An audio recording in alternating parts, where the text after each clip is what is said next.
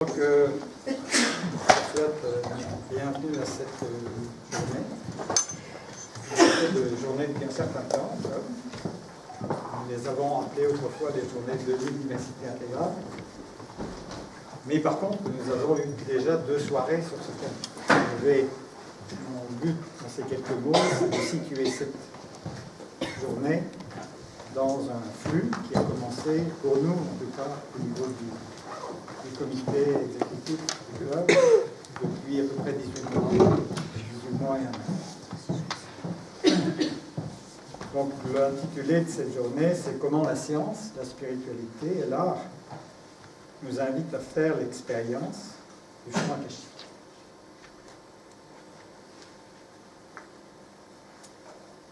Je voudrais d'abord inviter les membres du comité exécutif à se lever.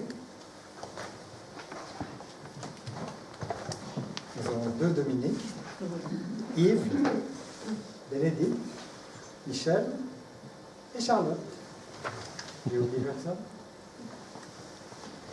Il y en a d'autres, mais ils ne sont pas là. Ils ne sont pas là. Ils se présentent. Ils ont tous contribué d'une manière ou d'une autre à l'élaboration de cette journée. C'est un travail d'équipe.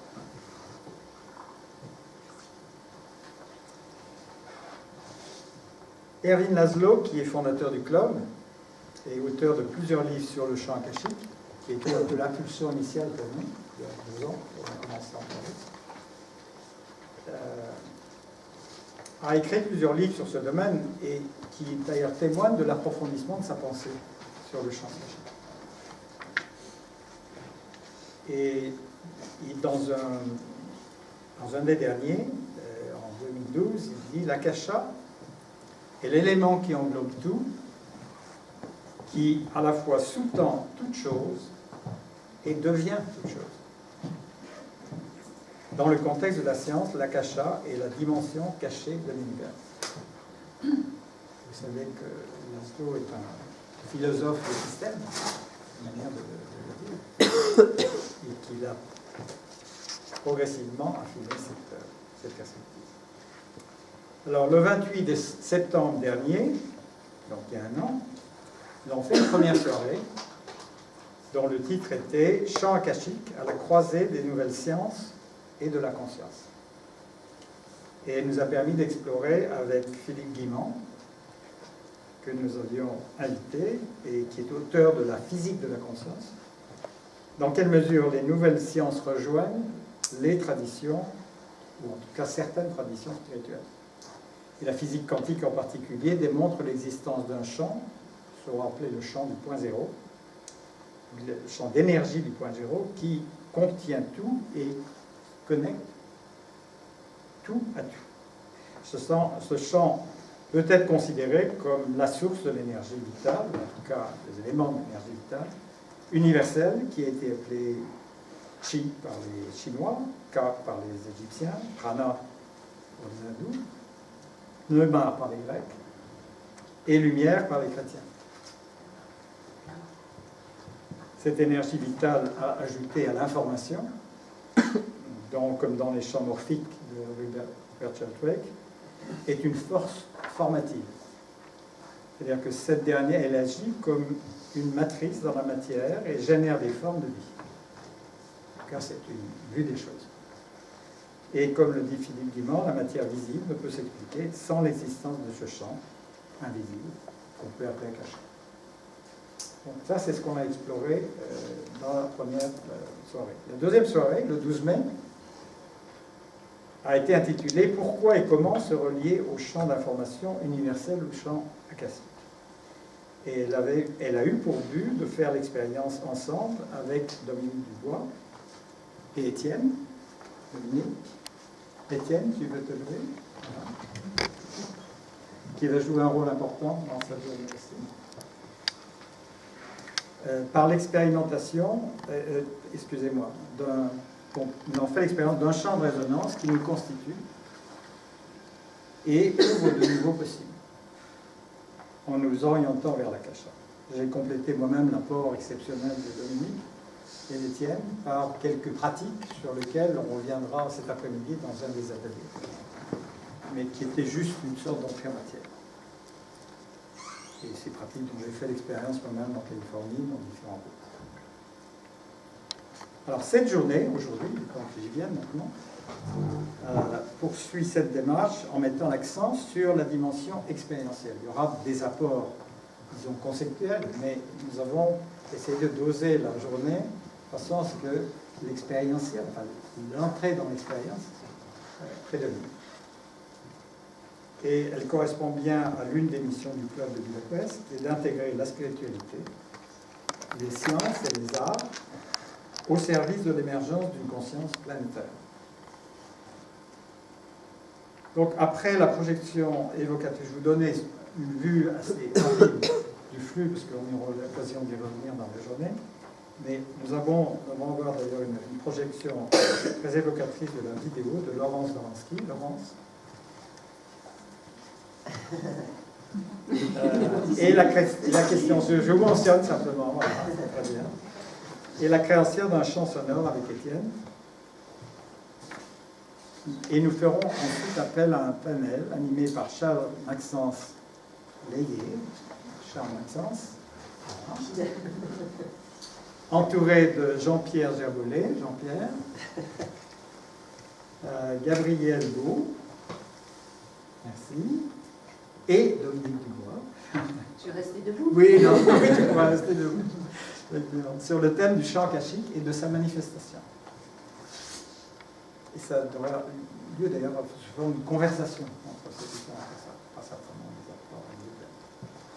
acteurs. Ensuite, Dominique Marty et Dominique Dubois nous inviteront à entrer en résonance partagée avec l'accompagnement de Dieu. Ça va, ceci représenter la première partie. Nous prendrons une pause déjeuner aux environs de 13h, d'1h30, donc assez large pour que vous ayez le temps de vous détendre, peut-être d'assimiler un certain nombre de choses, de parler avec un certain nombre d'autres personnes. Le temps nous sourit, donc vous pouvez pique-niquer dans le jardin, vous approvisionner dans 2 magasins des environs ou aller au restaurant si vous préférez. Mais par contre, nous vous demanderons de revenir ici à 14h30 précise pour pouvoir enchaîner sur l'après-midi. Et nous commencerons par l'après-midi par 2 ateliers. Un animé par Dominique, qui permettra d'aller plus loin dans un certain nombre de domaines, et l'autre par moi. Et nous vous présenterons de manière brève ces 2 ateliers avant la pause de 13h pour vous donner le temps de réfléchir en disant qu'est-ce qui m'intéresse. Et puis, le reste de l'après-midi, nous aurons, après une pause, Dominique Marty va animer une session d'amplification du champ de résonance par le partage des pépites de l'ensemble de la journée. Donc, vous mettrez en petit groupe, vous aurez l'occasion de dire, tiens, qu'est-ce qui me vient, qu'est-ce qui est en train d'émerger, qu'est-ce que j'ai envie de partager avec vous. Et ensuite, tu feras la moisson de ces pépites, si je puis dire. Mes métaphores sont un peu mélangées. C'est septembre, hein. C'est septembre. Une moisson, hein. Voilà, faire une moisson, donc partagée vers son du groupe.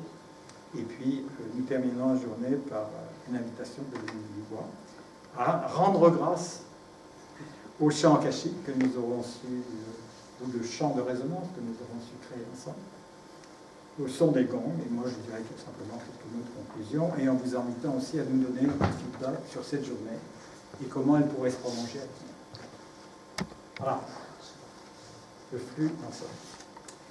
Voilà, donc Dominique, qui prend Charles Maxence? Oui, je vais juste... Ah oui, oui, donc tu commences parce qu'on va présenter le film. Oui, enfin bon, voilà. Oui, non, on est toute une équipe, on va faire ça de façon très fluide. Laurence, c'est toi qui vas ouvrir la journée avec ce très joli film. J'aurais aimé que tu nous parles des circonstances de la création de ce film, qui est lié à ce très joli livre qui est en vente aussi. Voilà, c'est 3 fois le tour de la Terre, donc c'est un certain volume. Oui. Oh. C'est 3 livres en un. Bonjour à tous. Ce qu'on pourrait peut-être faire malgré tout, c'est regarder le film avant que je le commente. Ça prendra plus de sens. On aura vu. J'en dirai quelques mots juste après. Donc c'est comment on peindre les étapes, voilà.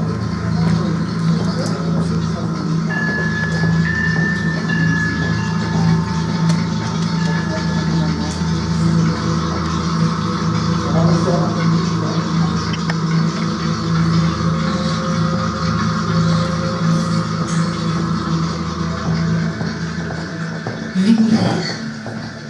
On dit qu'il compte plus de 1000 milliards de galaxies et des milliards de soleils. Quelque part, dans ce cosmos qui semble infini, il y a la Terre. Je vis là, comme vous, comme 7 milliards d'êtres humains. Être en vie dans cette immensité étoilée. Quand on y pense, c'est étrange. Vous êtes-vous déjà questionné à ce sujet ?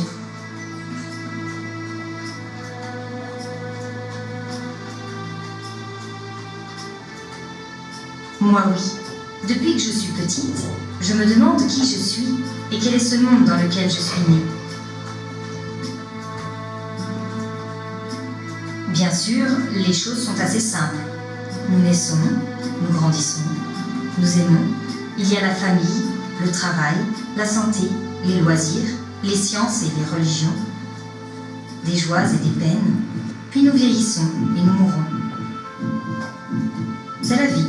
Et le monde s'organise ainsi.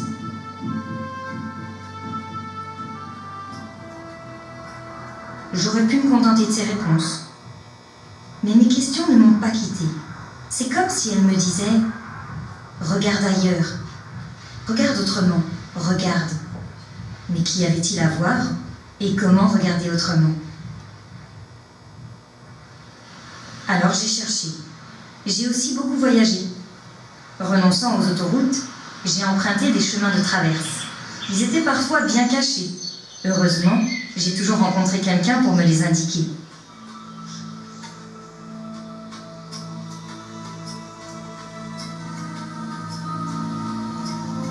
Je ne me suis jamais attardée très longtemps au même endroit. Si vous me suivez, je vais vous raconter où je suis allée et ce que j'ai trouvé.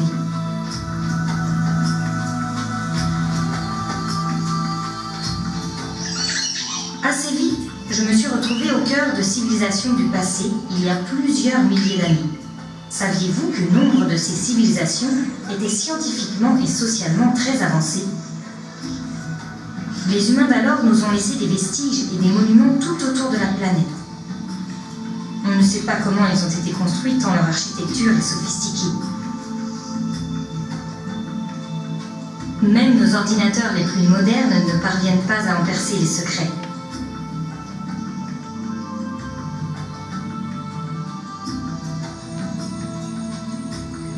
On dit aussi que les humains d'alors prenaient bien plus soin de la nature que nous aujourd'hui. Ils la respectaient et ils la remerciaient pour ses bienfaits. D'ailleurs, à l'époque, certains l'affirment, c'est la terre-mère qu'ils vénéraient et le féminin sacré qu'ils honoraient.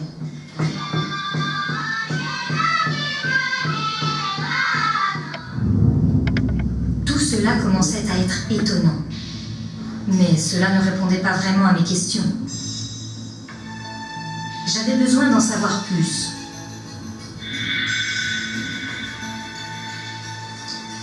J'ai quitté les mystères des civilisations du passé. Je suis partie explorer d'autres territoires, à première vue cachés. Des textes anciens et des légendes en parlent. Ces territoires ont pour nom Atlantide, Nu, Hyperborée, Agartha, ou encore la Terre creuse. Des explorateurs contemporains sont très sérieusement convaincus que ces continents et leurs civilisations ont un jour existé. Ils consacrent leur vie entière à en chercher des traces, souvent dans les profondeurs des fonds marins, où se trouveraient les vestiges engloutis. À l'époque de ces continents, certains humains qui vivaient là, entre rêve et réalité, pouvaient, paraît-il, être aussi grands que des géants. D'autres détenaient des pouvoirs de magiciens. Il paraît aussi qu'ils parlaient avec les dauphins. Et ils auraient même conversé avec d'autres vivants qui n'étaient pas terriens, des extraterrestres. C'était il y a des centaines de milliers d'années, affirment certains. Les ufologues d'aujourd'hui sont convaincus de l'existence de ces visiteurs du cosmos. Et somme toute, cela ne serait pas étonnant tant l'univers est grand.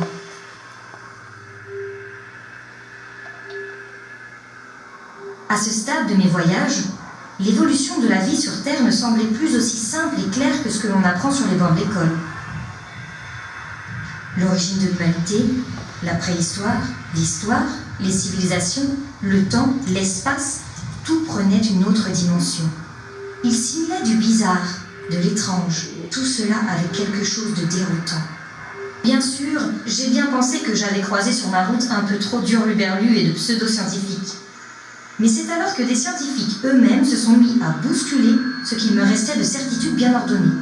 Il s'agit de scientifiques d'une nouvelle génération, celle qui construit le monde de demain.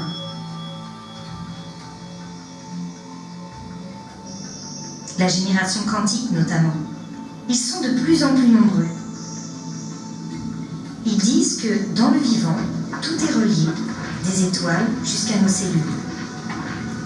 Ils parlent de champs morphiques, de la mémoire de l'eau, de niveau de conscience. Certains parlent aussi de la mort comme d'un passage et non d'une fin, de l'esprit qui survit, du pouvoir de la lumière qui guérit.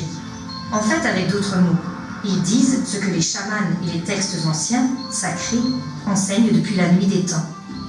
Mes voyages venaient de me conduire à cet endroit précis où la spiritualité et la science se rencontrent.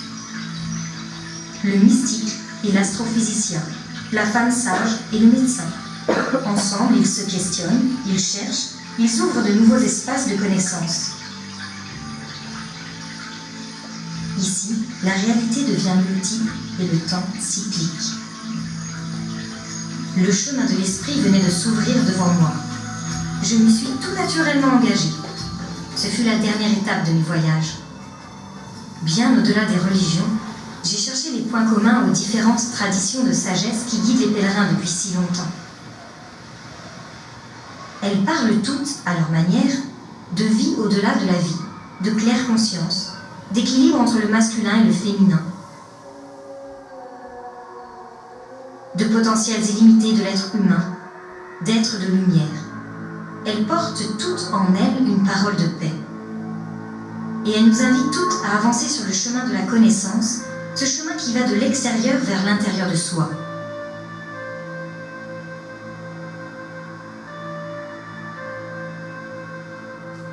Il est fait de questionnements, de découvertes et de redécouvertes. Il s'accompagne d'un état toujours plus grand d'apaisement. Et de cette curieuse sensation qui donne l'impression que l'on s'élève plus haut. Toujours plus haut.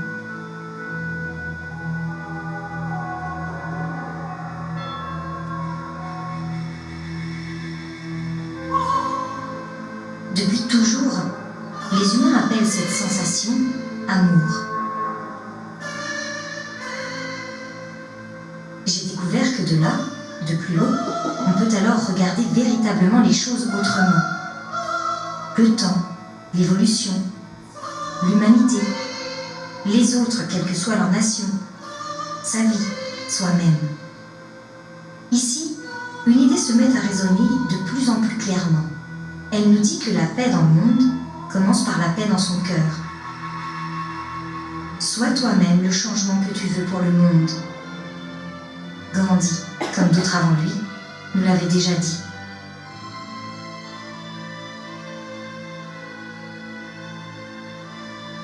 Je suis redescendue sur Terre. J'ai commencé à raconter mes voyages, comme je viens de le faire auprès de vous qui venez de m'écouter. Et vous savez quoi ? Je me suis aperçue que nous sommes très nombreux à voyager ainsi, depuis de nombreuses années déjà. Chacun de nous suit son propre chemin. Chacun de nous a ses enseignements et ses guides préférés. Pourtant, même sans le savoir, même sans nous connaître, nous voyageons ensemble. Nous sommes reliés dans cette quête de sens qui, pour moi, dès l'enfance, avait pris la forme de ces deux questions. Qui suis-je ? Et quel est ce monde dans lequel je suis née ? Aujourd'hui, Partout sur la planète, une parole nouvelle, éclectique et laïque se libère. Elle parle de spiritualité universelle. Elle repousse les limites de la connaissance admise, académique et conventionnelle. Elle nous offre de nouveaux espaces pour être, créer et aimer. C'est une parole personnelle, sensible et subjective. Mais c'est aussi une parole politique, sociale et citoyenne. Car que serait la politique et les activités sociales si elles n'intégraient pas pleinement la vie, y compris dans ce qu'elle a de plus mystérieux et de plus sacré? Assurément, des activités desséchées qu'il serait dès lors urgent de revitaliser.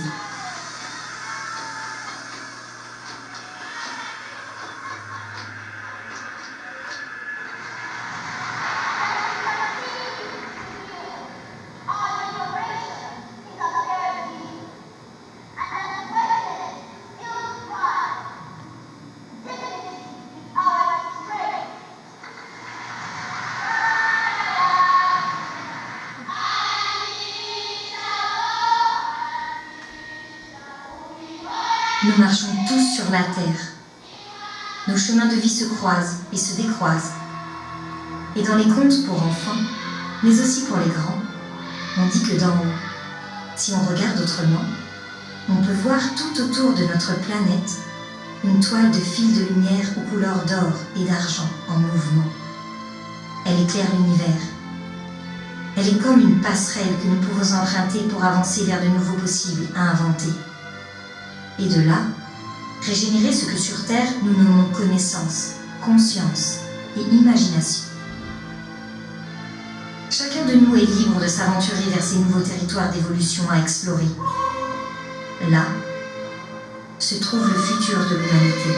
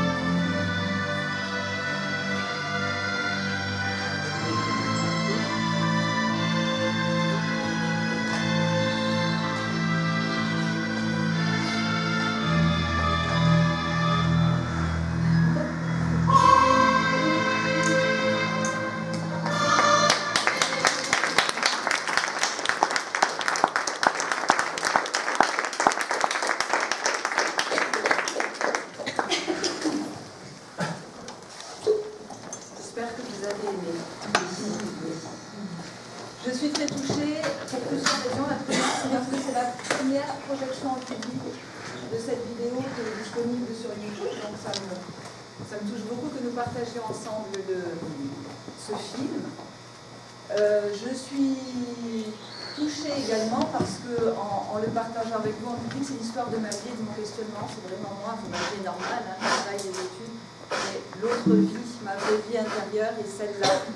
Donc je suis heureuse et touchée de la partager avec vous. Ce film de 13 minutes et le résumé de ce livre-là qui fait 740 pages, donc qui dit plus de choses. Je ne vais pas vous parler du livre parce que ce n'est pas l'objet et je vous en parlerai très volontiers aux pauses, au déjeuner. Ce que je vais peut-être dire, c'est deux choses. Alors, une, parce que Dominique m'ont demandé de la lire, donc je vais la dire. La première, c'est d'où vient ce livre. À un moment donné, en 2010, je ne sais pas pourquoi, je me suis dit, si je demeure demain, qu'est-ce que je lègue à mes descendants? Je n'ai pas de descendants. J'ai des neveux et une nièce qui est aussi ma filleule que j'adore, Nina. Et qu'est-ce que je lègue à l'image? J'ai rien, j'ai jamais thésaurisé dans ma vie, j'ai pas. Mince. Et je me suis dit que même si j'avais eu quelque chose de toute façon, ce que je pouvais lui léguer de mieux et de plus beau, c'était mon questionnement sur la vie et les questions que je me posais sur la vie, les questions mais aussi mes découvertes. Et je me suis dit, mais oui, il faut que j'écrive avant de mourir. Je n'allais pas mourir, la preuve. Mais on ne sait jamais. Mon testament, je le mets de côté. Je vais lui léguer ce que moi j'ai compris de la vie, de mon chemin de vie, des questionnements, de la beauté, aussi de la difficulté, de la dureté de la vie, mince. Toutes ces choses que l'on tait parce que ça fait partie de l'intime, et c'est sûrement normal de les taire, puisque l'intime reste intime, mais malgré tout, dans cet intime, il y a quelque chose de plus en plus universel qui nous relie tous, et j'avais envie de le partager avec elle. Comme l'écriture c'est mon truc, je pensais écrire 30 pages, c'est devenu 300 pages, puis 700. Donc ça, c'est l'histoire de l'écriture. Voilà, ça c'est l'histoire du livre, l'origine du livre et du film. Et l'autre chose, ce qui m'importe dans ce projet-là, c'est le partage du livre et du film, mais c'est aussi, et vous êtes là pour ça aussi, nous sommes un moment particulier de l'humanité. Je pense que tous les moments de l'humanité ont été particuliers. Le nôtre a ceci de particulier, qu'on arrive à un moment où ça s'est peut-être produit déjà dans le passé très lointain, mais en tout cas ça se produit aujourd'hui. La science est en train de rencontrer la spiritualité, exactement comme vous le disiez en introduction, à la fois en connaissance rationnelle, intellectuelle, cérébrale, et en connaissance et conscience sensible et subtile. Et on est à ce moment-là de cette rencontre-là. Et ce que je crois profondément, c'est que cette rencontre n'est pas juste une rencontre éthérée comme ça, le monde bouge. Cela nous pose des questions profondément universelles, mais aussi sociales, du vivre ensemble, et qui sont aussi des questions pour moi politiques. Quel projet pour l'humanité à ce moment-là de l'histoire? Et je crois que ce que nous faisons dans des cercles comme aujourd'hui, et je vais m'arrêter là, c'est pas juste pour passer le temps et trouver le centre et se centrer et être bien. C'est un acte profondément politique dans le sens le plus noble du terme, qui est vivre ensemble sur un continent et sur la planète Terre, celle qui nous accueille. Voilà, donc c'est l'intention, et partager avec vous cette journée pour faire ce que j'appelle le pas d'après. On a le pas d'après à faire ensemble. Voilà. Et je serais ravie de cheminer avec vous pour le faire. Merci, et je vais participer avec plaisir à la journée.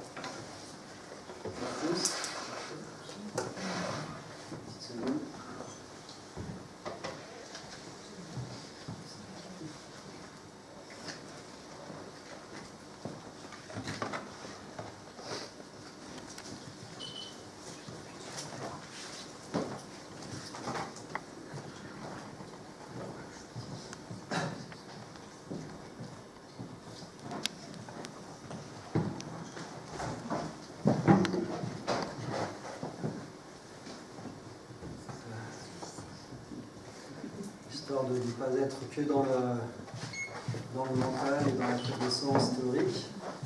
Je vais vous inviter aujourd'hui à vivre des expériences plus de ressenti, des vibrations, à travers le son, à travers différents instruments. Notamment, on va commencer avec un petit moment d'ancrage. Je vous invite à être vraiment ressenti.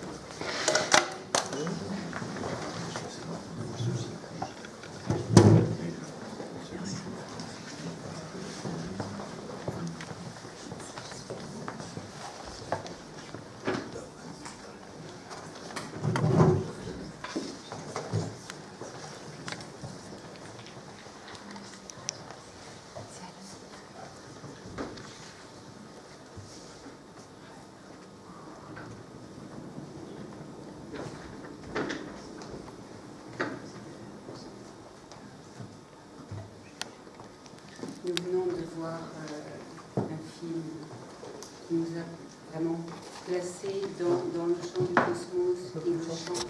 Est-ce que vous entendez? Ça va, c'est bien? Ou est-ce que vous voulez un micro? C'est mieux le micro. Oui. C'est mieux d'avoir le micro pour l'enregistrement aussi. Là c'est bon. Nous venons de voir un film qui nous a immédiatement replacés dans le cosmos dont nous faisons partie. Nous sommes des poussières d'étoiles. Et nous a placés sur la Terre. Donc, cette information de la Terre, c'est à quel moment sommes-nous du moment de la rotation de la Terre autour du Soleil. Donc, ce n'est pas un zodiaque, mais c'est un noyau de fleur de vie sur lequel je place l'information des positions planétaires. Et nous sommes, en ce moment, c'était hier, nous sommes sur l'équinoxe d'automne. C'est-à-dire que depuis l'annonciation du printemps, l'annonciation du germe spécifique qui va être œuvré d'abord de façon sourde, inconsciente, mais puissamment énergétique, va, au moment de l'équinoxe d'automne, va commencer à pouvoir émerger. D'où le sigle du Tao, que vous ne voyez pas forcément. C'est-à-dire que nous sommes vraiment sur ce moment d'inversion au niveau planétaire. Nous sommes sur l'inversion des flux, des courants froids et chauds. Et le Tao nous montre vraiment cette bascule. Merci. Voilà, cette bascule. Donc le son aussi qui vient d'être produit, qui vient nous chercher en dessous, favorise aussi cette bascule. Ce sont des lames de fond au moment des équinoxes. Ce sont des moments aussi un peu d'éveil au point zéro. Essayez d'écouter quel type d'éveil au point zéro chacun de nous est en train de vivre. Et c'est une opportunité qui peut se traduire de façon très perturbante, mais dans laquelle il y a une annonciation magnifique qui va émerger petit à petit au fur et à mesure de la bascule jusqu'à l'automne, l'équinoxe du printemps suivant. Voilà. Et nous sommes portés par une conjonction Soleil-Jupiter. Et Jupiter, c'est l'aspect jovial, c'est-à-dire que c'est un des qualificatifs de Jupiter, c'est la jovialité, ce qui est une autre façon de parler de la fraternité simple et spontanée, qui sont aussi des modes de partage dans lesquels nous rentrons maintenant. Merci Dominique pour ce partage et cette intro sur le ciel qui veille sur nous et qui est le nôtre actuellement. On va débuter donc cette table ronde sur l'akasha et les champs akashiques et l'information. Quelques mots donc pour présenter les trois personnes à mes côtés. Alors, on va débuter par les hommes. Jean-Pierre Jamolet à mes côtés, qui est donc physicien, qui a une formation d'ingénieur au départ, scientifique, et qui par la suite s'est orienté vers le management, vers les entreprises, qui est donc devenu entrepreneur spécialiste de tout ce qui pouvait être lié aux technologies de l'innovation, et qui tout récemment a continué son chemin personnel en mettant en place une fondation et aussi un cercle de travail, un groupe de travail autour d'une recherche fondamentale qui ferait la jonction entre les approches occidentales et indiennes, orientales, car par ailleurs, au-delà d'être scientifique, d'être entrepreneur, Jean-Pierre est également un pratiquant d'arts martiaux allègrement cinquantenaire, karatéka. Voilà, on y reviendra tout à l'heure.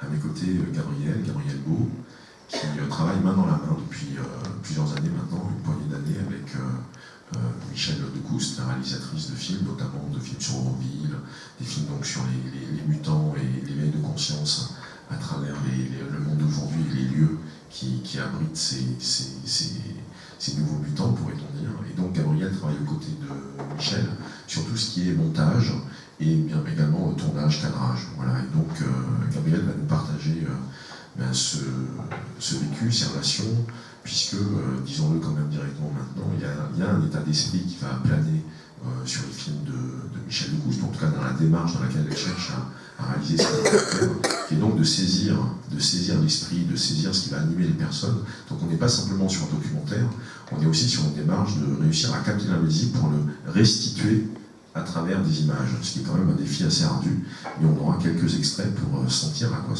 qu'est-ce que ça peut te donner. Et puis enfin, Dominique, on ne va pas te demander de te lever tout de suite. Donc Dominique, qui est astrologue, enseignante spirituelle, et puis également artiste, et au fur et à mesure de la journée, tu as un peu un fil d'or, non pas simplement un fil rouge, mais un fil d'or qui va comme ça intervenir à plusieurs reprises au fil de la journée, et surtout maintenant au sein de cette table ronde. En ce qui me concerne, pour ma part, donc j'ai répondu vraiment avec enthousiasme et favorablement à l'invitation du club de Budapest d'animer cette table ronde. Je suis journaliste scientifique depuis une quinzaine d'années maintenant, une petite vingtaine d'années, et je m'occupe également, je suis à l'initiative également de la revue Orbs, que Dominique vous montre, que vous pouvez découvrir, que vous pouvez feuilleter, à laquelle on répondra à vos questions au fur et à mesure de la matinée et de la journée durant les pauses. Mais il se trouve qu'en fait cette revue, la démarche avec cette revue, c'est une relation à l'information également. C'est-à-dire qu'en fait le questionnement initial, c'est comment proposer une information aujourd'hui, alors qu'on parle de crise d'information, alors qu'on est confronté à des problématiques de surinformation, voire de distorsion d'information. Comment proposer une information qui serait cohérente, comment proposer une information qui va relier les choses entre elles et qui va être source d'épanouissement du côté des personnes qui vont la prendre en main. Comment proposer une information qui n'est pas que mentale et qui est un peu plus large que cela au niveau de ce que cela peut donner, de ce que l'on peut ressentir. Non, c'est le système derrière qui fait ce sifflement de temps en temps. Et donc voilà, il y a une démarche par rapport à l'information qui fait que on est obligé de penser à l'information invisible. Et donc c'est cette démarche aussi qui sans doute nous relie tous les quatre. Et on va commencer par toi, Jean-Pierre. Peux-tu nous parler peut-être, alors juste pour vérifier parmi vous, qui a lu l'ouvrage dont parlait Alain Gauthier en introduction? Qui connaît le travail poussé de Science et Champs Akashiques, qui est un des derniers ouvrages parlés en français d'Erwin Laszlo? Oui, à peu près, donc vous êtes un tiers d'entre vous à l'avoir lu. Okay. Alors juste pour poser l'Akasha, donc comme Alain nous l'a dit, c'est quelque chose qui est présent dans tout et qui relie tout. Et je vais citer quelques mots que Erwin donne en conclusion, où il reprend lui-même, puisqu'on est vraiment dans un fil de parole, il reprend lui-même ce que Vivekananda, qui a été le premier, en tout cas qui a largement contribué à médiatiser en son temps, dans les années 1870, la philosophie indienne, védantique même, comment donc Vivekananda présentait l'Akasha en son temps. Selon les philosophes de l'Inde, l'univers entier est composé de deux éléments. L'un étant ce qu'on appelle l'Akasha, ou l'existence omniprésente dans tout. Tout ce qui a une forme, tout ce qui est le résultat d'une combinaison, est issu de l'Akasha. L'Akasha devient l'air, qui devient les liquides, qui deviennent les solides. L'Akasha devient le soleil, la terre, la lune, les étoiles, les comètes. L'Akasha devient le corps humain, le corps animal, les plantes, chaque forme que nous voyons, chaque chose qui peut être ressentie, chaque chose qui existe. Mais l'Akasha ne peut être perçu. Il est si subtil qu'il se situe au-delà de toute perception ordinaire. Il devient visible uniquement quand il est devenu grossier. Ce sont les termes de Vivekananda d'abord. On pourra débattre là-dessus, parce que bon, peut-être que l'élégance aussi a sa place et la beauté également. Mais en tout cas, Jean-Pierre, tu connais ces paroles de Vivekananda. Alors toi, au niveau de ta démarche de physicien, de tes recherches actuelles, quel lien entre les travaux en cours, tes hypothèses de travail, tes constatations, tes évidences, et puis aussi bien cette vision philosophique liée à l'Akasha? Bonjour. Vivekananda, c'est mon frère. Je travaille avec l'ashram, le centre védantique Ramakrishna de Gretz, depuis 4-5 ans maintenant, 4 ans, où j'ai créé un cycle de conférences sur science et spiritualité, suite à un voyage en Inde où j'étais penché plutôt Ramana Maharshi et ce genre de pensée advaitiste dure. J'ai trouvé au centre Ramakrishna la parole de Vivekananda que je ne connaissais pas du tout. Vivekananda a débarqué en Occident en 1893 au Parlement des religions à Chicago. Il est venu pour 8 jours, il est resté 3 ans. Il a séduit l'Occident avec sa vision, qu'on peut synthétiser d'une façon peut-être un peu plus facile à comprendre que ce que tu as lu là, hein, parce que ça ouvre tellement de chemins différents, ce que tu as lu là, que bon, on y passerait la journée. Il a dit une chose importante qui moi, m'a marqué, qui m'a amené à lire et à travailler, mais à la limite, chaque fois que je le lis, je retrouve exactement ce qui est en moi, donc ça devient assez facile. Il a dit, très bientôt, la science